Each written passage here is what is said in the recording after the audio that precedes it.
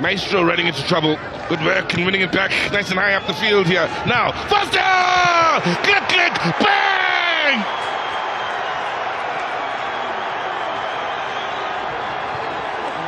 South Africa leads! The man from Burnley giving South Africa the lead once again in a game that's had quality in goals scored and entertainment in the battle between these two sides. Oh, one of his best in the national team for South Africa.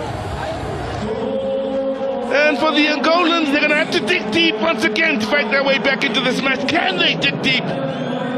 Or is this a step too far? Well, they won it nice and high up the field, and Foster involved in the winning back of the ball, set up for him then, and oh, what a strike. Hugo given no chance here. Enough time, enough space for a top-class goal for Lyle Foster.